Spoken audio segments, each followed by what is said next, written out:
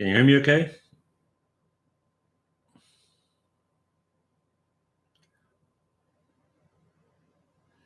Is the audio okay now, guys? Ah, good. Yeah, I should have mentioned that when I started the video. For some reason, when you choose to go live on YouTube, and this happens every time, at some point, the audio just shuts down. No idea why that is the case. So I'll just keep on going until we lose the sound. And sometimes that's after half an hour. Sometimes it's after 5 minutes, as you've seen just now. Okay. All right. So let's get back to our questions. Let's see what else we've got going on. So I talked about, lighting artists and how that is a specialty and how that typically would make more money. Let's see, Marco is saying, how do you deal with a client that want to lower the price of your service? Do you discuss it with them or reject the client? That kind of depends. If they want to kind of negotiate a lower price because they don't have enough budget, because whatever reason that is not valid, I would never go along with that, right? Your value is your value. It's a different thing if they ask for a discount because they're giving you a lot of work. So if they, instead of give you let's say a job for 1 week, say, well, if I give you 10 weeks right now, can I get a discount? That kind of makes sense, right? But don't go along with, I don't have the budget and whatever. If you go into a store to buy a bread and it's $2, you're not going to say, well, I only got $1. Is that okay? I mean, the price is the price, right? So my stream quality is low. Let's see if I can fix that.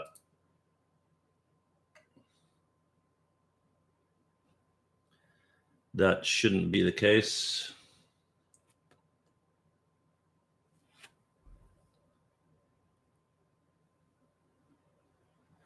So Jason, can you see me okay?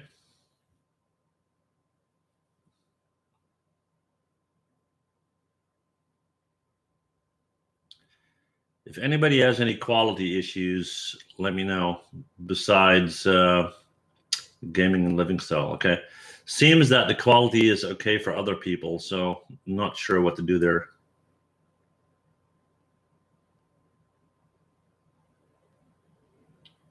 Okay, good. So the quality seems to be okay. So Andrew Smart is asking me, 3D modeling artist salary. Well, first of all, salary would kind of mean that you're working on a fixed contract for a studio. That very much depends on two things. One, where do you live? Who are you working for? And what is your skill level? So that can be anything from, let's say if you're based in the US, anything from maybe, I don't know, $2,000 a month up to $100,000 a year, and anything in between, okay? So if you are extremely skilled, if you're well sought after, if you worked for big productions and so forth, obviously it's going to be high. But in the beginning, when you get into the industry, keep in mind that it's not going to be great, okay? Let's see. Okay, I got a bunch of questions, but I really want to do this session specifically about, working with clients and payments and contracts and that kind of stuff. So I'm not going to go into that right now. Let's see what else here. So anybody have any issues as far as how much money they need to ask a client?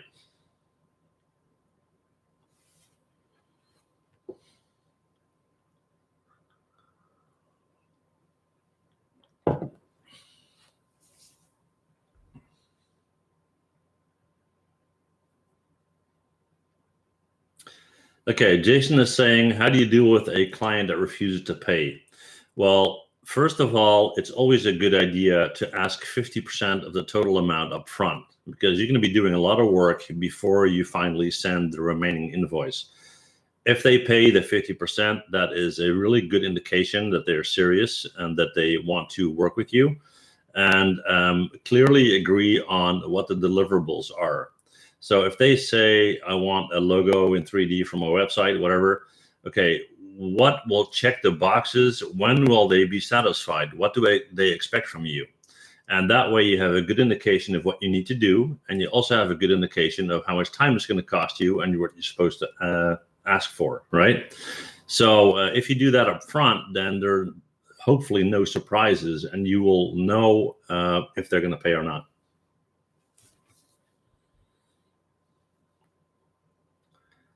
Well, thank you, Fernando. So Jordy is saying, how would you approach your first offer if you have to put a price on yourself? Well, the thing is, there are two ways to go about this. One is to consider what would you be willing to pay for the work, and you as an artist understand how much work it is, right? And then you can base that on an hourly rate, a day, and so forth. So let's say if you know how much money you have to make per day to survive, and that includes paying for your software, paying for your hardware, and all that kind of stuff, right? And you know it's 3 days of work, you know exactly how much to ask for.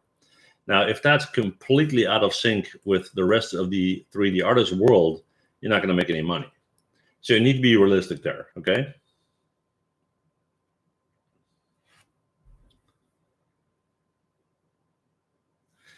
So the question here is, and I'm sorry, but I can't read your name because I think it's Chinese, I'm not sure. Anyway, the question is, what if you say you finish 2 weeks, but you need more time? Well, that kind of depends on, Antonio, I'm so sorry.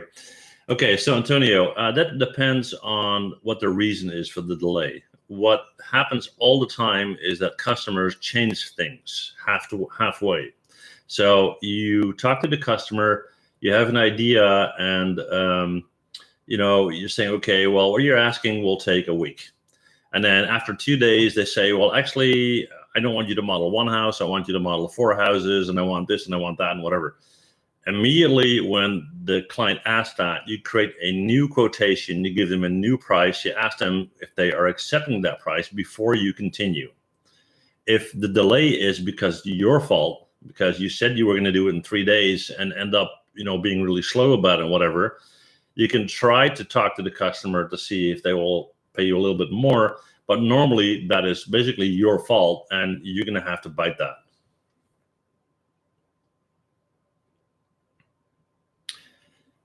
Okay, so Manfrotto Dragon is saying maybe have some sort of extension agreement in the contract. Well, yes, you can do that, but that kind of depends, again, on the reason why that extension occurs. Is it because of the customer? Is it because of you? Or is it, because you both don't really know how much time it's going to take, right? And in that case, what you can do is say, well, we'll put a percentage on it. We'll say, okay, we're going to agree on $1,000 plus or minus 5% or 10%. So it can be higher, it can be lower.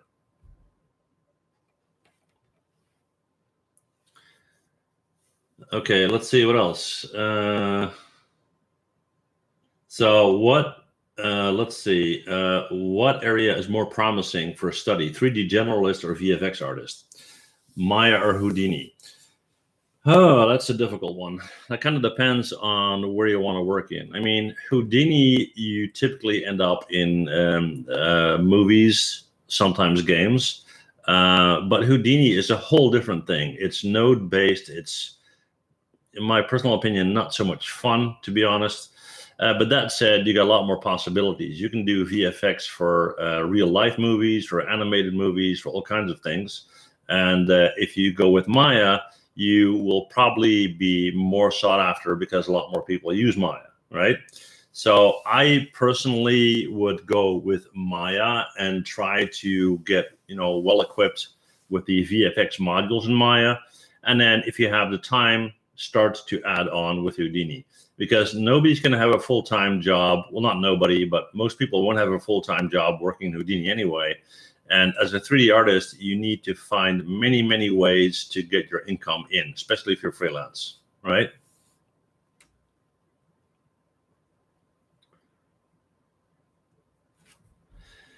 So Mafalda is saying, do most gaming companies demand you to have animation knowledge? Does a 3D artist must know how to create controls after modeling?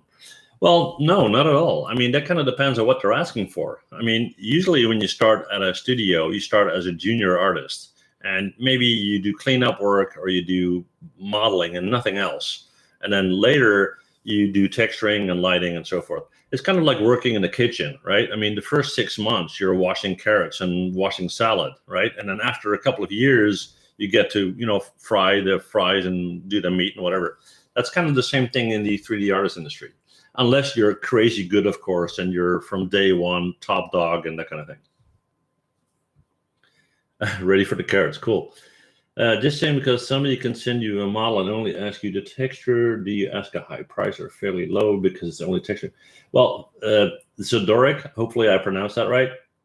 You're saying it's only texturing.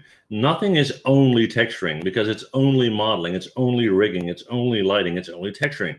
Texturing is crazy important. If you do texturing wrong, right, then the whole project fails. So not one element of the entire process stands alone. It's all part of each other. Now, be careful when you agree to texture a model made by somebody else, because if the model is crap and the UV is crap, your texture is going to be crap. And there's a chance that the customer is going to say, I don't like the way it turned out, I'm not going to pay you. So be careful with that. Let's see.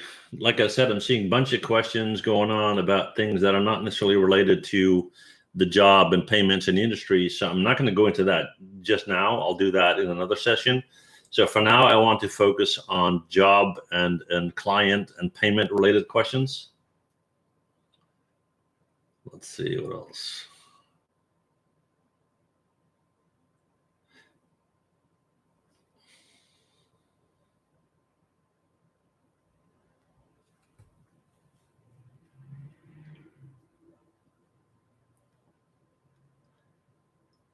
So jobs go first. Yeah, well, the thing is, what I see all the time is that people tend to lower their price and accept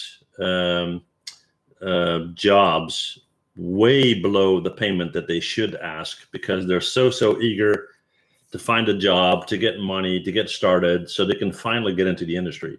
Now, I would very much recommend that you do not do that. First of all, you're hurting the industry. Everybody out there that's working as a freelance, you are basically putting them out of business.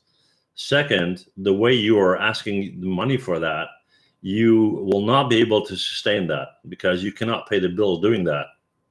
And third, the client will know that you're not a serious artist. I mean, if you, I don't know, it's kind of a hard example here, but let's say somebody says, okay, I'm going to build you a house and my wages are $5. You're kind of concerned that the person in question has no idea what he's doing, right? Well, it's kind of the same thing with a 3D artist. If you promise a customer, oh, sure, I'll have that done in a week and my fee is $10, there's not one customer in the world that's going to take you serious or believe that you're a professional. So Zeduric is asking, let's see, price per hour or per project? It kind of depends. I usually calculate based on what I think the time will be that I need for the project based on experience. And if I'm not sure, let's say I think it's a month work and I'm not sure, what I'll do instead is I'll calculate per part of the project. That way, if I make a mistake, I can fix that in the second part of the project and the third part. So I could say, okay, you want me to model a house for you? Okay, that's going to take me a week and it's going to cost you $500. Or I can say the modeling part's going to cost you 100, the UV part's going to cost you 100, whatever. Usually customers don't like that because they don't care about UV and all that. They just want a fixed thing. But you can do that in the back of your mind just to make sure that you don't get into trouble with that, right?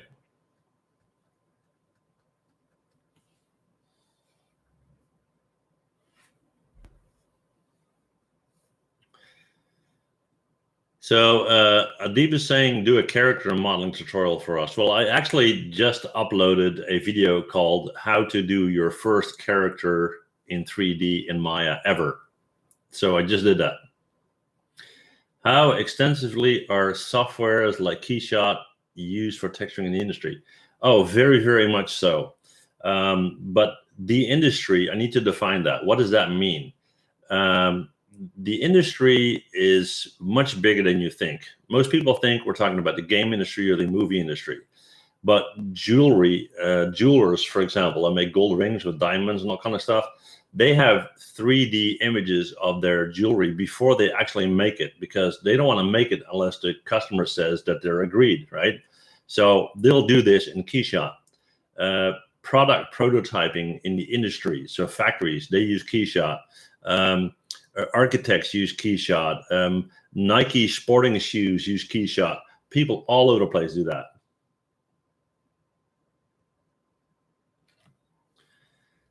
So hang on. So what question you usually ask? So this is a good. What questions are usually asked in the interview? Actually, I talked about that in the last. I did a specific video on that actually. But the thing is, what's very important besides having skills, of course, is your personality. Nobody can make an animated movie that is 30 minutes long by themselves. So you're working in a team. So they kind of want to know very much what type of person you are. Of course, you need skills, but they also want to know, do you work well with others? Do you take critique well? Do you have examples of projects that you did with other people? What was the outcome of that? What kind of trouble you ran into? Did you have any arguments with people? So basically, they want to get a feel of what kind of person you are, if you're likable. Because when you are working on a project at a studio, especially when there's a deadline, the pressure goes up and up and up and up and up. And then it's really important if you are okay with your team.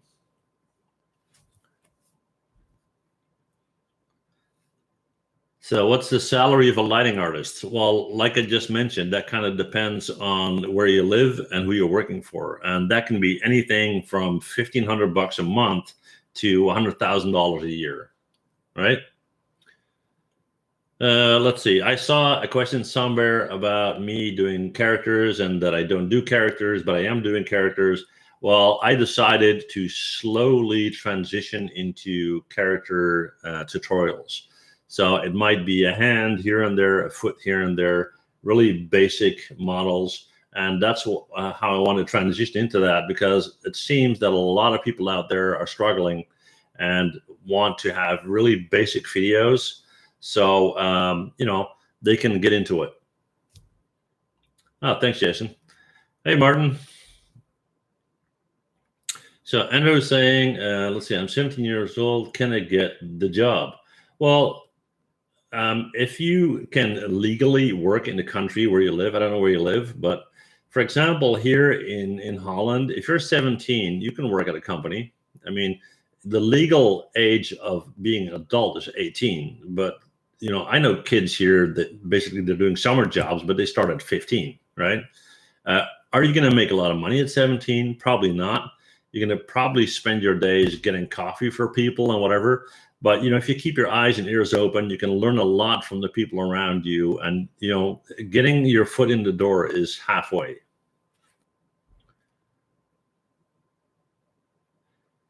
So Merge is saying, where should I start looking for jobs for game environment artists? Well, first of all, there are a lot of websites out there where they post jobs. But the obvious thing there is everybody is looking at those websites. So my recommendation is to build a personal network on LinkedIn. Investigate who is responsible at that and that studio for hiring people. Send a message through LinkedIn, make a strong profile, put your work up there, and make sure you're noticed, and make sure you're professional, make sure you're accurate. Link to people, link to people, link to people, link to people, link to people. So if you are not on LinkedIn, do it today. If you don't have a network, spend 2 hours a day, every day for the next year, okay?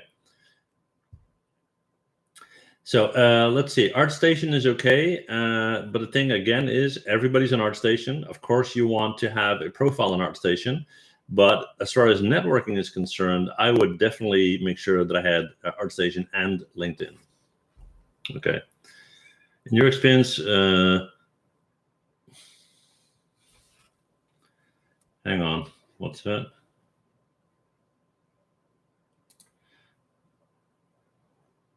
Okay, so Stone Rare Stone is writing something, and I have no idea what that is, so I can't read that. Sorry.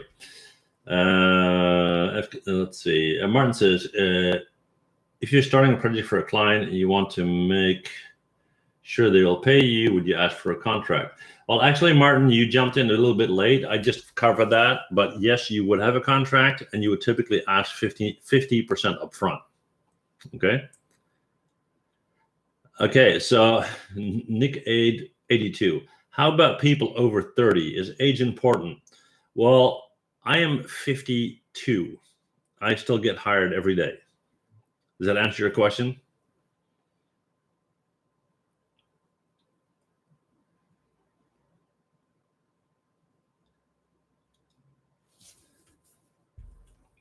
Let's see, what else? Okay. So I'm kind of surprised that we still have audio, which is kind of cool because YouTube tends to kick me out every 30 minutes or so. So let's see. James asked, better to charge per hour or per day? I already covered that twice, James, but basically that depends on what you're working on. If somebody wants a 3D logo, just set a price and make the logo. If somebody wants you to work on a project that will take 3 months, calculate your daily rate or your weekly rate or whatever, and kind of make sure that that's covered, okay?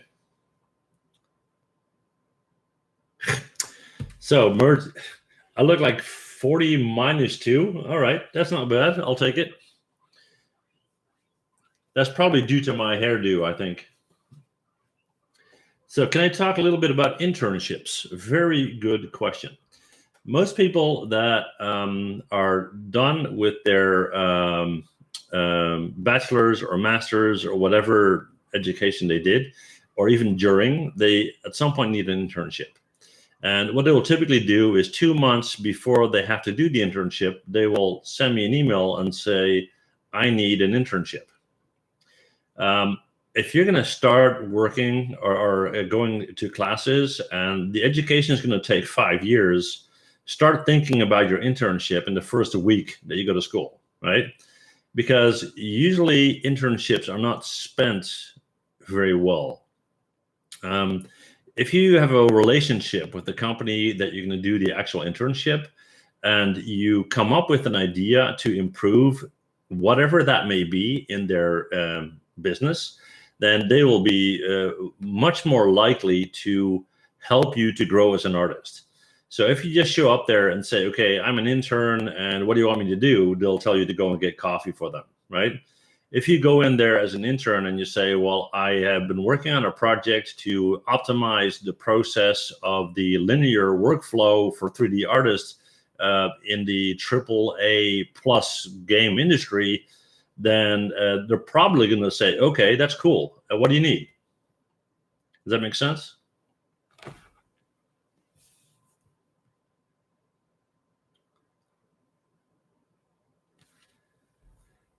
Let's see. Can the internship be suitable for after graduating? Yes, of course. But the typical thing is that after you graduate, you typically want to make money, and normally internships are not paid.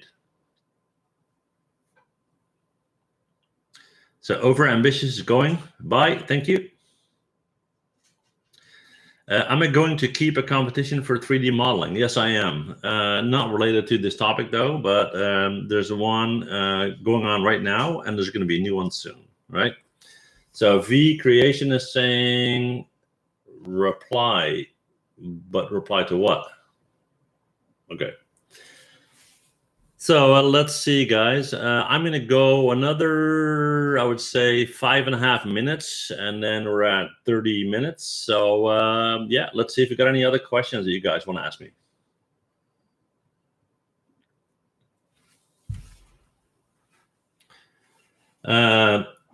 Coca surfboards. Have I ever used ZBrush in my career? Yes, all the time. Let's see. Do companies hire people based on the work they do, lighting and texturing artists, or? Okay, so Kushal, I hope I pronounced that right. Do companies prefer specialist or generalist is basically the question. Smaller companies typically prefer generalists. Large companies sometimes will pick specialists because they have the budget to do that. They got bigger teams, and that just works out that way. But what I always like to refer to, if you want to have the best possible option to get work, is that you be what they call a T model artist. Now, what T model means is, from this standpoint, you have a lot of experience. You know a little bit about everything, and then there's one area where you know a lot. So you're a T model, you're a specialist in one area, and a generalist in most areas.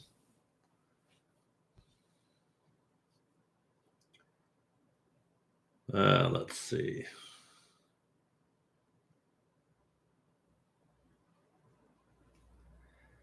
So Marcus is saying, how difficult is it to find a job in America?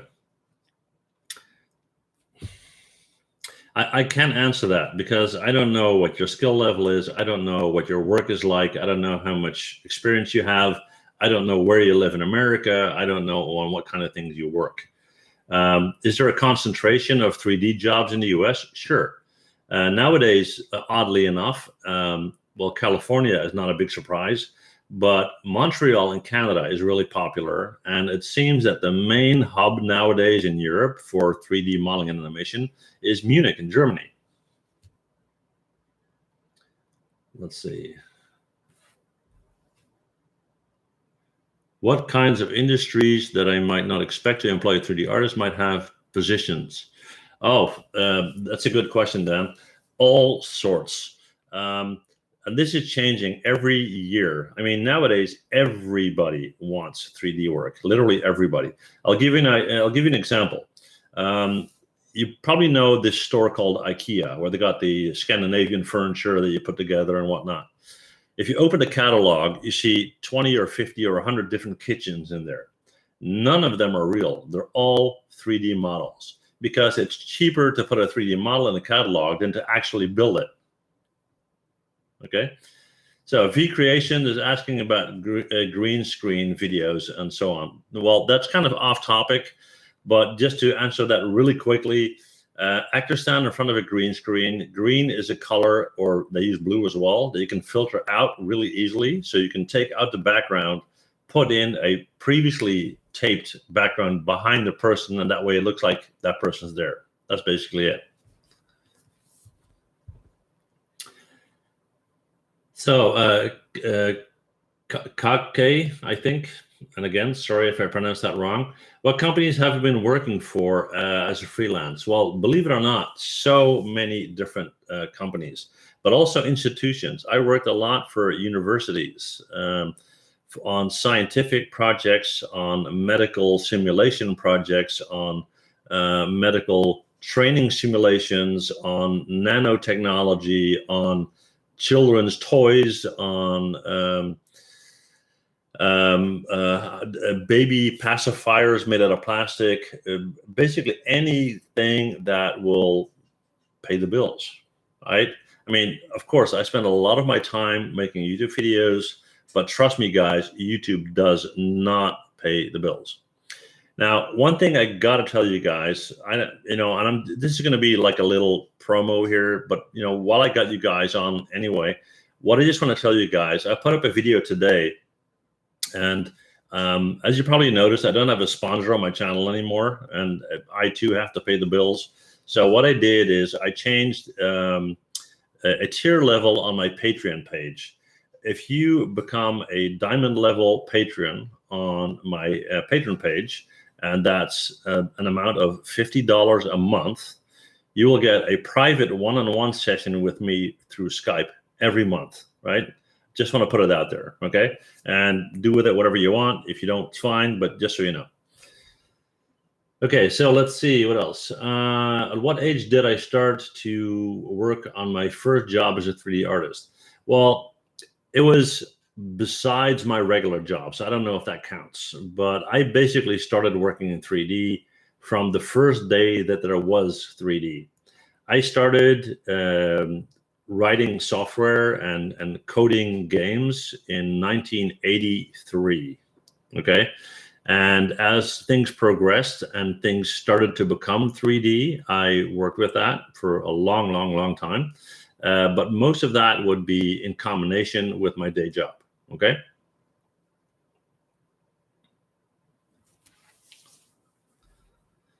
Okay, so let's see. Well, let's do 1 more minute, guys. So any final questions or thoughts or things that I need to address? Okay, so I'll do Justin's question here. So Justin is saying, when looking for a job, should our portfolio work look something along the lines of what the company produces, realistic, tuned picture, and so forth? Well, I wouldn't, to be honest. Your portfolio is exactly what it's supposed to be. It's supposed to display your diversity as an artist. So if you can do photorealistic and cartoon and you're skilled in both, then show examples of both. Okay. If you can do modeling, rigging, animation, lighting, or whatever, show an example of each. If you want to display your skills that you are good working in a team, show all the steps of the model from start to finish. Okay. So guys, that's it for me. I'm going to wrap this up because otherwise we're going to be talking forever. I'm going to be doing more of these sessions in the future. That said, thank you guys so much. You guys are awesome. You guys are the reason why I do this. So thank you again, and see you guys next time. Bye.